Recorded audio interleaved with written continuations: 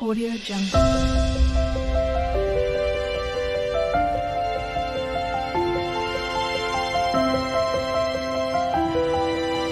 Audio Jungle. Hello friends, कैसे हैं आप सब लोग। आज हम लोग रस शास्त्र एवं भेषज कल्पना की एक इम्पॉर्टेंट टॉपिक के बारे में डिस्कस करेंगे, जिसका नाम है मान। ठीक है, मान का मतलब मेजरमेंट्स। ठीक, तो क्या क्या जो मेजरमेंट्स के तरीके थे रस शास्त्र और भेषज कल्पना में योग बनाने के लिए, हम लोग उसके बारे में डिस्कस करेंगे। इसमें हम लोग पूरा लेक्चर कवर करेंगे नोट्स के साथ। इसमें हम लोग देखेंगे सबसे पहले मान की परिभाषा। ठीक है, उसके बाद पौतव मान, मान के भेद क्या होता है उसमें क्या होता है। फिर उसके बाद उसमें कुड़व पात्र का विधान बताया गया है, उसके बारे में डिस्कस करेंगे। मागध और कलिंग मान के बारे में विस्तार से डिस्कस करेंगे। उसमें मागध मान की क्या श्रेष्ठता है उसके बारे में देखेंगे। ठीक है, आचार्य गोविंद दास सेन के अनुसार कलिंग मान के क्या वर्णन है उसके बारे में देखेंगे। फिर उसके बाद जो रस शास्त्रीय मान हैं उनको देखेंगे। फिर रस वाग्भटोक्त मान, उन्होंने आचार्य वाग्भट ने क्या क्या मान दिए हैं उसके बारे में बात करेंगे। ठीक है, चरक, सुश्रुत और आचार्य वाग्भट के मान का क्या समन्वय है, क्या रिलेशन है, इसके बारे में देखेंगे। द्रव्यमान और पायमान के बारे में भी विस्तार से डिस्कस करेंगे। इस वीडियो लेक्चर में हम डिस्कशन के साथ साथ नोट्स भी प्रोवाइड करा रहे हैं। अगर आप कॉपी करना चाहते हैं, आप नोट्स को बनाना चाहते हैं, तो आप इस वीडियो की सहायता से बना सकते हैं। वीडियो को आगे देखने से पहले अगर आपने अभी तक हमारे चैनल को सब्सक्राइब नहीं किया है तो सब्सक्राइब कर लीजिए, जिससे आपको आने वाली वीडियोस के नोटिफिकेशन भी मिलते रहेंगे। आप हमें फेसबुक और इंस्टाग्राम पे भी फॉलो कर सकते हैं। तो चलिए स्टार्ट करते हैं। तो सबसे पहले देखते हैं मान की परिभाषा। ठीक है, तो मान की परिभाषा में सबसे पहले आता है मान शब्द की निरुक्ति। तो मान शब्द की निरुक्ति क्या होती है, अगर उसके बारे में देखा जाए तो जिसके द्वारा तौला या मापा जाए उसे मान कहते हैं, मतलब वेट एंड मेजर्स कहते हैं। और इसकी जो निरुक्ति है वो अमरकोश दीक्षिता से मिली गई है। जो है मीयते अनेनेति मानम। ठीक है, मतलब जिसके द्वारा तौला या मापा जाए। फिर अगर मान के ज्ञान की क्या आवश्यकता होती है, इसके बारे में अगर डिस्कस किया जाए, सोचा जाए, तो मान के बिना जो व्याधिग्रस्त एवं स्वस्थ पुरुष पर द्रव्यों का प्रयोग नहीं किया जा सकता। मतलब कि अगर बिना कोई चीज नापे तौले किसी रोगी पुरुष को या स्वस्थ पुरुष को लगाई जाएगी, तो वो या तो साइड इफेक्ट कर देगी या फिर वो असर ही नहीं करेगी। ठीक है, और व्याधिग्रस्त एवं स्वस्थ के विचार से भोजन आदि औषध द्रव्यों की विभिन्न मात्राओं की कल्पना करनी पड़ती है, और विभिन्न कल्पनाएं जो प्रयोग करती हैं उनकी भी मान का ही प्रयोग करके जो है उनको तैयार किया जाता है। और औषध के विभिन्न कल्पों में द्रव्यों का जो संयोग होता है वह भी एक नियत मान में होता है। ठीक है, जो विभिन्न औषधियां बनाते हैं, जो द्रव्य के योग बनाते हैं, उनमें भी जो औषधियों का प्रयोग होता है वो भी एक नियत मान, मतलब कि एक पर्टिकुलर रेशियो में होता है जिसमें मान की आवश्यकता होती है। ठीक है, चिकित्सा कार्य में भेषज एवं पथ्य के प्रयोग के लिए भी मान की ज्ञान की बहुत ही ज्यादा आवश्यकता मानी जाती है।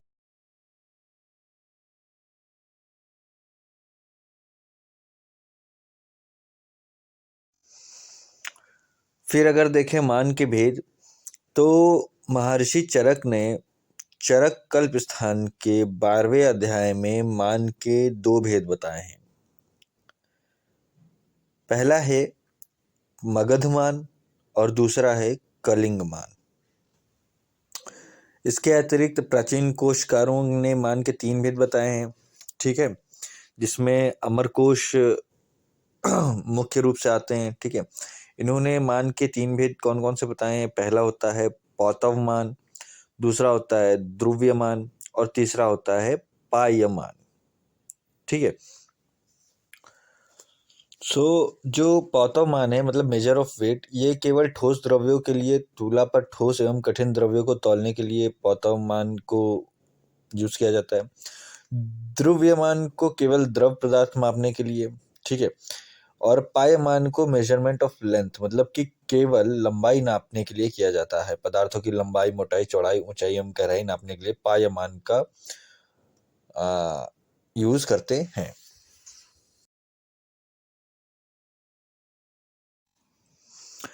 अगर पौतोमान की बात की जाए तो आचार्य चरक ने चरक कल्पस्थान के 12वें अध्याय में जो पौतोमान की शुरुआत वो वंशी या ध्वंसी से प्रारंभ की है। ठीक है, तो वंशी या ध्वंसी होता क्या है?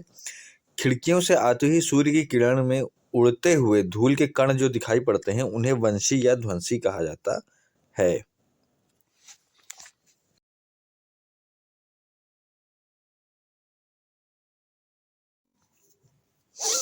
उन्होंने 6 ध्वंसी का एक मरीचि, 6 मरीचि का एक लाल सरसप, 8 सरसप का एक तंडुल, 2 तंडुल का एक धान्यमाश, धान्यमाश मतलब उड़द का, 2 धान्यमाश का एक यव, एक यव में जैसे आधा रत्ती या फिर 62 मिलीग्राम, 4 यव में एक अंडिका, एक अंडिका में 2 रत्ती आती हैं और 250 मिलीग्राम आता है लगभग।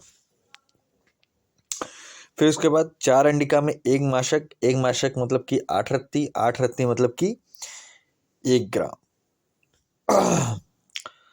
3 माशक का एक शाण, एक शाण मतलब कि होता है 24 रत्ती मतलब कि 3 ग्राम, 2 शाण मतलब कि एक कोल, एक कोल में हमारा आता है 48 रत्ती, ठीक है, मतलब कि आधा तोला मतलब कि 6 ग्राम्स, 2 कोल का एक कर्श होता है, एक कर्श का मतलब होता है 16 रत्ती मतलब कि 1 तोला, ठीक है, मतलब कि 11.5 ग्राम, 2 कर्श का होता है एक शुक्ति, एक शुक्ति बराबर 2 तोला होता है, तो कर्श और तोला यहाँ पे बराबर होते हैं, ठीक है, 2 शुक्ति मतलब 1 पल मतलब 4 तोला, 2 पल मतलब 1 प्रसृति मतलब 8 तोला, 2 प्रसृति मतलब 1 कुड़व मतलब 16 तोला, 16 तोला,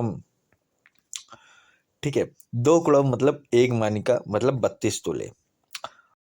फिर इसके बाद प्रस्थ में आता है 4 प्रस्थ मतलब 1 आढ़क मतलब 6 सेर 3 छटाक 1 तोला, ठीक, और 4 आढ़क में 1 द्रोण आता है और 2 द्रोण में 1 शूर्प आता है, ठीक है, तो शूर्प में 2048 तोला माना गया है, 2 शूर्प में 1 खारी आता है और 32 शूर्प में 1 वाह आता है। तो यहाँ पे आचार्य ने 100 पल 1 तुला को 400 तोले बराबर माना है, जिसे 5 शेर माना है, ठीक है, और 1 शेर को उन्होंने 60 तोला से कोरिलेट किया गया है, 1 शेर को उन्होंने 60 तोला माना गया है। सो ये आचार्य चरक ने पौतवमान का जो सिस्टम है वो बताया है।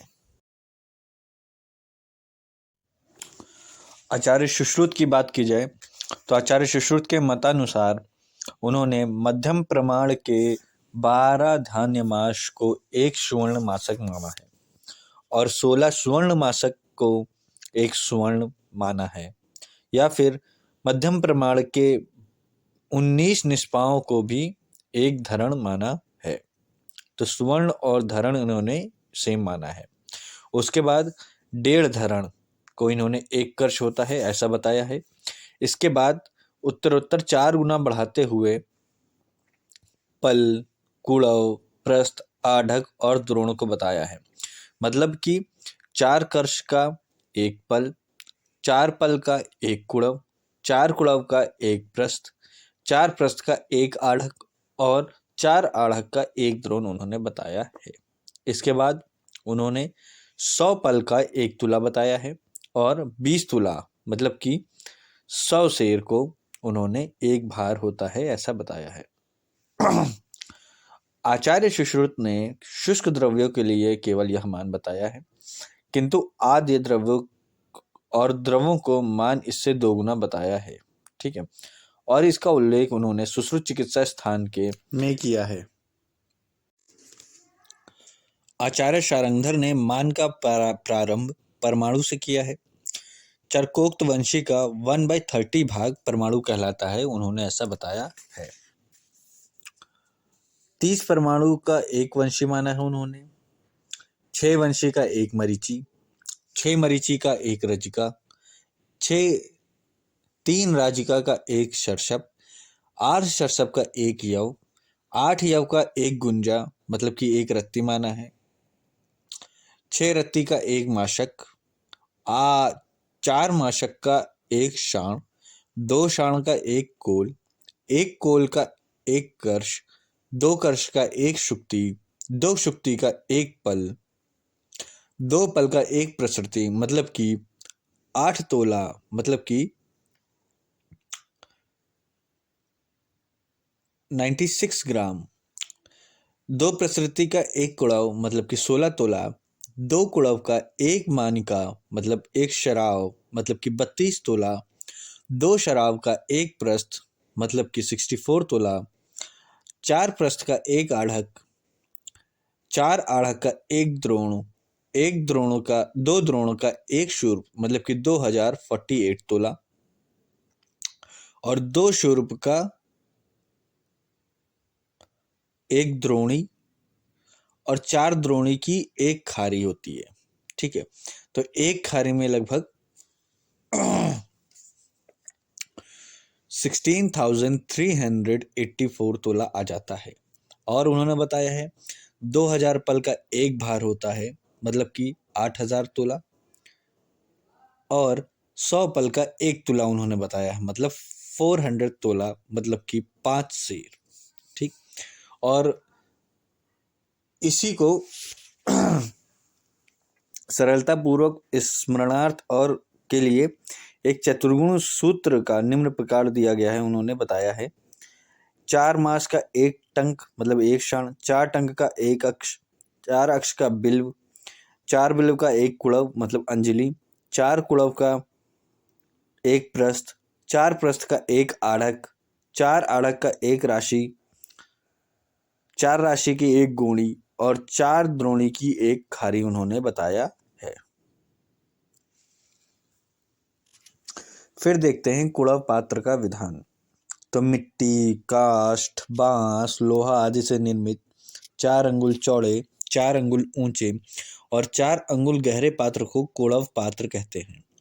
इस पात्र में जितना द्रव्य आता है उस द्रव्य को एक कुड़व मान कहते हैं। ठीक है, फिर इसके बाद देखते हैं मगध एवं कलिंग मान। तो आचार्य शारंगधर ने अपने ग्रंथ में 2 प्रकार के मानों का वर्णन किया है। संभव है मगध एवं कलिंग उत्कल प्रदेशों में प्रचलित होने के कारण इनके नाम मगध और कलिंग पड़े हों। ठीक है, मागध मान का वर्णन ऊपर किया जा चुका है, मतलब कि मागध मान का वर्णन हम लोग कर चुके हैं, और कलिंग मान के बारे में भी देखते हैं। तो कलिंग मान के हिसाब से देखा जाए तो 12 गौर शर्षप एक यव होता है, 2 यव एक रत्ती मतलब एक गुंजा, 3 गुंजा मतलब एक वल्ल, 6 गुंजा मतलब एक मास, 4 मास मतलब एक क्षण, 6 मास मतलब कि एक गद्याण, 10 मास का मतलब एक कर्ष होता है, 4 कर्ष का एक पल होता है और 4 पल का एक कुड़व होता है। और इन मानों के अतिरिक्त प्रस्तादि अर्थात प्रस्थ के आगे के मानों को मगध के मान के जैसा ही माना जाता है। फिर इसके बाद देखते हैं मगध मान की श्रेष्ठता। तो मान 2 प्रकार के प्रचलित हैं, कलिंग और प्रांतीय। कलिंग उत्कल प्रांतीय जिसे कहते हैं, मागध मतलब बिहार प्रांतीय। तो कलिंग मान की अपेक्षा बिहार प्रांतीय मागध मान के जानकार श्रेष्ठ समझे जाते हैं। गुंजा से लेकर कुड़व मान तक मानवीय जिन समस्त परिभाषाओं का उल्लेख किया गया है उन्हें किन्हीं योगों के लिए ग्रहण करते समय निर्दिष्ट मनानुसार ही लेना चाहिए, परंतु प्रस्थ से तुला मान पर्यंत द्रव्यों को निर्दिष्ट से द्विगुण मान लेना चाहिए। यदि द्रव आद्र अवस्था में हो या द्रव अवस्था में हो तो दुगना मानना चाहिए, यदि द्रव शुष्कावस्था में हो तो निर्दिष्ट मान अनुसार ही लें। परंतु यह भी ध्यान रखना चाहिए कि तुला एवं तुला से आगे के मानों के लिए चाहे वे द्रव, आर्द्र या शुष्क अवस्था में अर्थात किसी भी अवस्था में हो, द्विगुण ग्रहण नहीं करना चाहिए।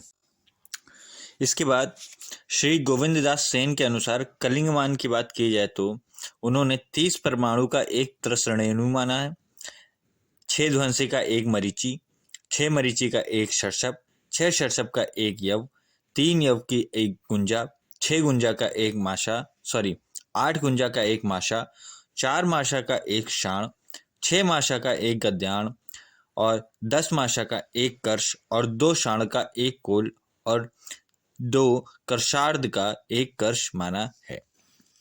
इसी के बाद अगर देखा जाए तो आचार्य ने 2 सुवर्ण का एक पलार्ध, 2 पलार्ध का एक पलमुष्ठी, 2 पल का एक प्रसरत, 2 प्रसरत का एक कुड़व, 2 कुड़व का एक माड़िका, 2 माड़िका का एक प्रस्थ, 4 प्रस्थ का एक आढ़क और 4 आढ़क का एक द्रोण माना है। साथ ही साथ उन्होंने 2 द्रोण का एक शूर्प, 2 शूर्प का एक द्रोणी, 4 द्रोणी की एक खारी और 100 पल का एक तुला और 20 तुला का एक भार भी माना है। इसी के साथ साथ अगर रस शास्त्रीय मान की बात की जाए तो 6 त्रुटि का एक लिक्षा मतलब एक लीक, 6 लिक्षा का एक यूक, 6 यूक का एक रज, 6 रज का एक सरसप मतलब पीले सरसों, 6 सिद्धार्थ का मतलब वही सिद्धार्थक को ही पीत सरसों कहा गया है, 6 सिद्धार्थ का एक यव, 6 यव का एक गुंजा, 6 गुंजा का एक माशक, 12 माशक का एक तोला, 6 तोले का एक पल और 32 पल का एक शुभ और 2000 शुभ को एक भार माना गया है।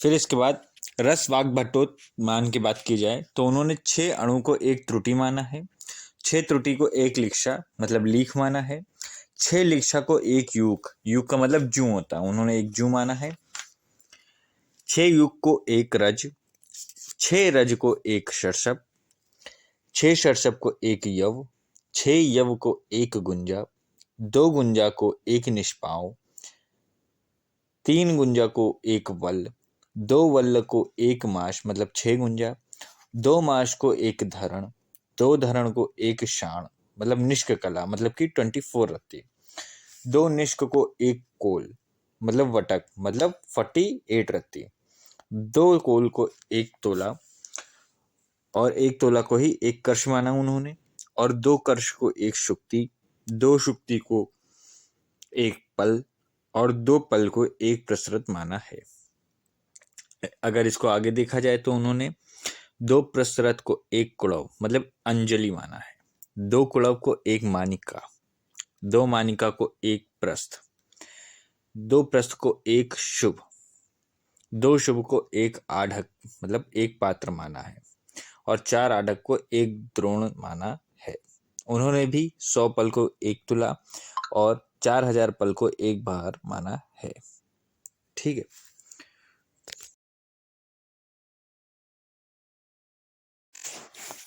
फिर अगर आचार्य चरक, आचार्य सुश्रुत और आचार्य शारंगधर के मानों का समन्वय किया जाए, ठीक है, इनमें कोरिलेशन देखा जाए तो तीनों आचार्यों के मान परिभाषाओं में अंतर है, तथापि ये मान प्रायः समान है। कैसे? जैसे सुश्रुत एवं शारंगधर ने 6 रत्ती का एक माशा माना है और 4 मासे का एक शाण मतलब कि 24 रत्ती, तथा चरक ने 8 रत्ती का एक माशा तथा 3 मासे का एक शाण मतलब 24 रत्ती माना है। तीनों परंपरा में 24 रत्ती का ही एक शाण बताया गया है और इसी प्रकार सुश्रुत एवं शारंगधर ने 16 मासे का एक कर्ष मतलब कि 96 रत्ती का एक कर्ष माना है तथा चरक ने 12 मासे का एक कर्ष मतलब कि 96 रत्ती का ही एक कर्ष माना है। इस प्रकार तीनों में शाण, कोल और कर्ष एक ही जैसे माने हैं। सुश्रुत में धान्यामास के पूर्व के मान नहीं मिलते, संभवतः कालक्रम से नष्ट हो गए हों या रस शास्त्र के विकास के बाद छोटे मानों की आवश्यकता अधिक हुई हो।